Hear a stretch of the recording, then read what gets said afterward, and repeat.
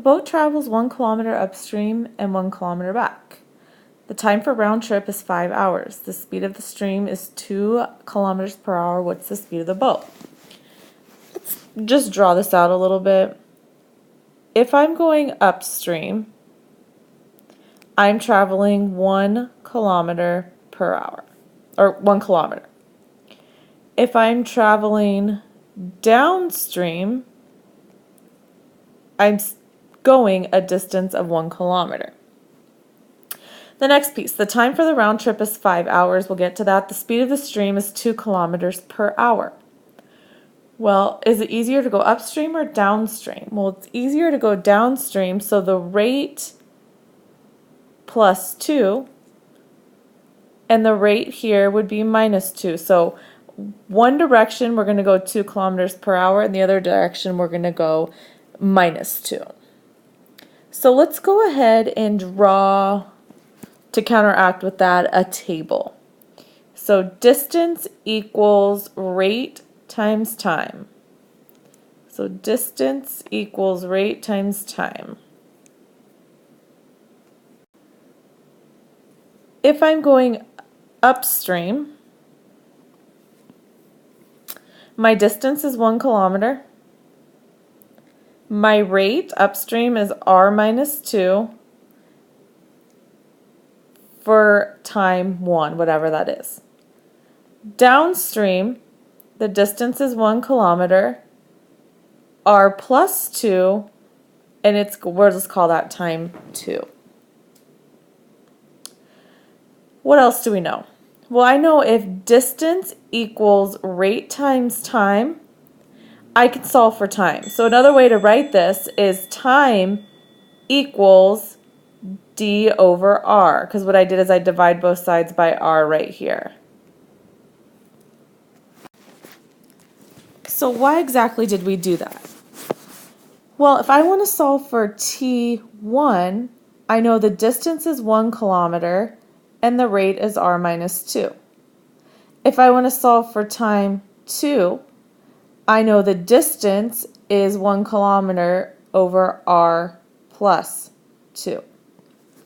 Now, what that means is if I add time 1 plus time 2, I'm going to get a total of 5 hours. So let's plug in what we know. 1 over r minus 2 plus 1 over r plus 2 equals 5. So now I need a least common multiple, and a least common multiple in this case is r minus 2 and r plus 2. So this first one we're missing an r plus 2, this one we're missing an r minus 2, and this one we're missing both. So I have r plus 2 plus r minus 2 equals 5 times r squared minus 4. And that's that piece multiplied together. Okay, so I cleared my screen so we can see all of this. Those will cancel, and I have 2r equals 5r squared minus 20. And I got that by distributing. So let's subtract 2r to set this equal to 0. And when I do that, I have 0 equals 5r squared minus 2r minus 20.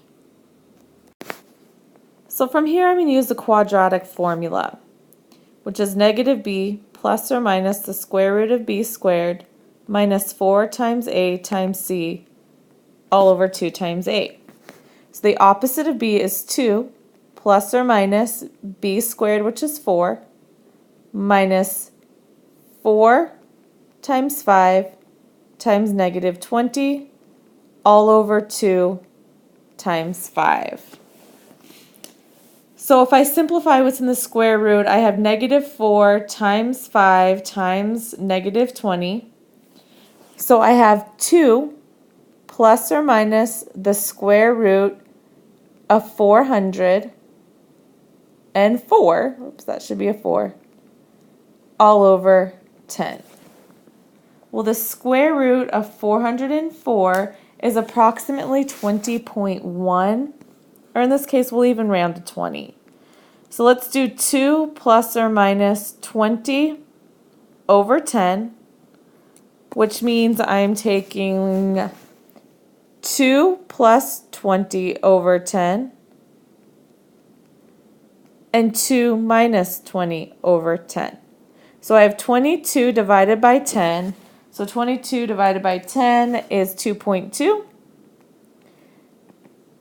And that's negative 18 over 10, which can't happen because I can't have a negative number. So my final solution, what is the speed of the boat in still water, is going to be 2.2.